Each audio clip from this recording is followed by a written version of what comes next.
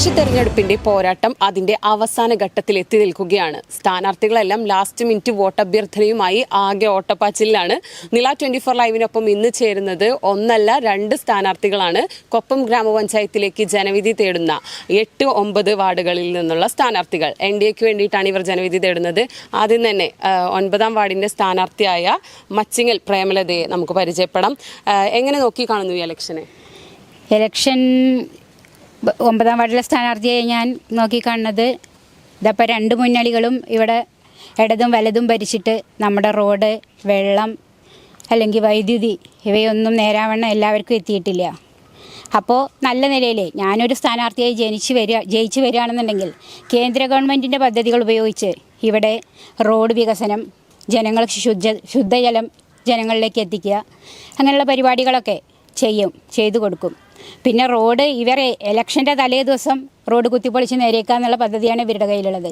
അപ്പം അങ്ങനെയല്ല, നമ്മൾ ജയിച്ചു വന്നാൽ അതാത് സമയങ്ങളിൽ ചെയ്തു കൊടുക്കുക എന്നുള്ളതാണ്.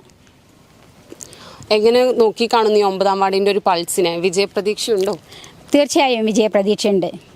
ചെറിയ സംഖ്യയിൽ നിന്ന് തുടങ്ങി ഞങ്ങൾ ഇതുവരെ എത്തിയില്ലേ. കഴിഞ്ഞ പ്രാവശ്യം ഒരു 340-350 വോട്ടോളം ഞങ്ങൾക്ക് കിട്ടിയിട്ടുണ്ട്. അപ്പോൾ അതിലും കൂടുതൽ എന്തായാലും വോട്ട് കിട്ടുന്നും വിജയിക്കുന്നും ഉറപ്പാണ്. ഇനി നമുക്ക് 8ാം വാർഡിൻ്റെ സ്ഥാനാർത്ഥിയെ പരിചയപ്പെടാം. ഷീല വെട്ടത്ത്. എന്ത് തോന്നുന്നു ഇലക്ഷനെ കുറിച്ച്? വിജയിക്കുന്നുള്ളത് ഒരു ഉറപ്പ് കാണുന്നുണ്ട്. പിന്നെ നമ്മൾ ആദ്യമായിട്ട് ഇറങ്ങണത് വിജയിക്കുന്നു പ്രതീക്ഷിക്കാം. എങ്ങനെ വിജയപ്രതീക്ഷ ഉണ്ട്? ഇനി ജയിച്ചു കഴിഞ്ഞാൽ 8ാം വാർഡിന് വേണ്ടിയിട്ട് എന്തൊക്കെയായിരിക്കും ചെയ്യാൻ പോവുക?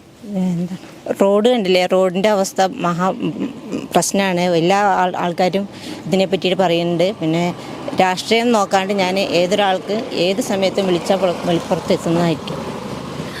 ഇനി ഇവർക്കെല്ലാം ബാക്ക് സപ്പോർട്ടായിട്ട് സ്ഥാനാർത്ഥിയായിട്ട് കൂടി ഇവർക്ക് വേണ്ടിയിട്ടും വോട്ട് ചോദിച്ച് നമ്മുടെ കൂടെ തന്നെയുള്ള ഗണേശൻ മാസ്റ്റർ ഉണ്ട്. ബ്ലോക്ക് പഞ്ചായത്തേക്കാണ് അദ്ദേഹം മത്സരിക്കുന്നത്, ആമിയൂർ ഡിവിഷന് വേണ്ടിയിട്ടല്ലേ.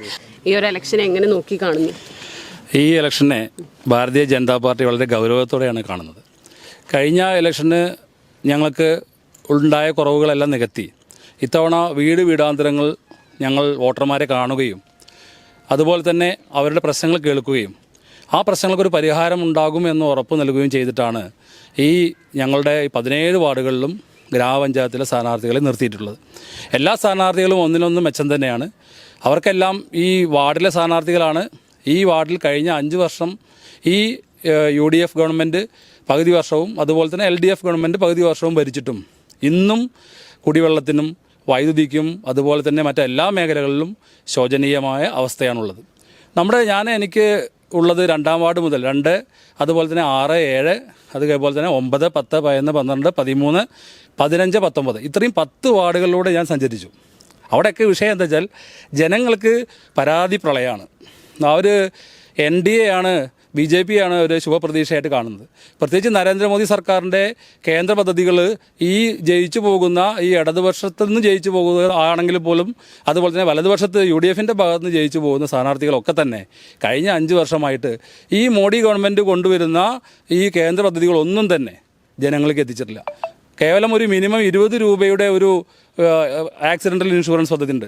അഥവാ അദ്ദേഹത്തിന് എന്തെങ്കിലും ആ ആളുകൾക്ക് എന്തെങ്കിലും റോഡിൽ പരിക്ക് പറ്റിയാൽ 50,000 രൂപ ഉടൻ ചികിത്സാ സഹായം കിട്ടും. എന്തെങ്കിലും അദ്ദേഹത്തിന് വല്ല ആ കുടുംബത്തിന് അഥവാ ആ വ്യക്തി മരണപ്പെടുകയാണെങ്കിൽ 2 ലക്ഷം രൂപയുടെ ഒരു പോളിസി വെറും 20 രൂപയുടെ. ഇത്ര 5 വർഷം ഈ സ്ഥാനാർത്ഥിയായിട്ടും അവരുടെ ആ വാർഡിലെ ആളുകളെ കേവലം ഒരു ആക്സിഡൻ്റൽ ഇൻഷുറൻസിൽ മുഴുവൻ ആളുകളെ ഉൾപ്പെടുത്താൻ അവർക്ക് കഴിഞ്ഞിട്ടില്ല. എന്താണോ ആ BJPയുടെ വികസന നയം എന്നുള്ളത് കൊപ്പം പഞ്ചായത്തിലെ ഓരോ വോട്ടർമാരും ശ്രദ്ധിക്കേണ്ടത്. പ്ലാശ്ശേരി ഒന്ന് പോയിട്ട് അവിടെ 5 വർഷം കൊണ്ട് കഴിഞ്ഞ 10-30 കൊല്ലം LDFും UDFും മാറി ഭരിച്ചിട്ടും അവിടെ വികസനം എത്തിയിട്ടില്ല. കേവലം 5 വർഷം കൊണ്ട് തന്നെ അവിടെ എല്ലാ സ്ഥലത്തും വികസനം എത്തിക്കാൻ കഴിഞ്ഞു. അതാണ് ഞങ്ങൾക്ക് ഒരു മാതൃകയായിട്ട് കൊപ്പം പഞ്ചായത്തിലെ വോട്ടർമാരോട് പറയാനുള്ളത്. ഞങ്ങൾ ജയിപ്പിക്കുകയാണെങ്കിൽ എന്താണ് വികസനം എന്നുള്ളത് ജനങ്ങൾ തിരിച്ചറിയും, അത് അനുഭവിച്ചറിയും. അപ്പോൾ എല്ലാവർക്കും എല്ലാവിധ വിജയാശംസകളും. നില 24 ലൈവിന് വേണ്ടി ക്യാമറാമാൻ വിനീതിനൊപ്പം രഹന തപസ്. പട്ടാമ്പിക്ക് 10 മാറ്റ് സമ്മാനിച്ചുകൊണ്ട് ലൈറ്റ് വെയ്റ്റ് സ്വർണ്ണാഭരണങ്ങൾക്കും ഡയമണ്ട് ആഭരണങ്ങൾക്കും മാത്രമായി ജില്ലയിലെ ആദ്യത്തെ exclusive showroom Osra Golden Diamonds, Perinthalmanna road, Pattambi.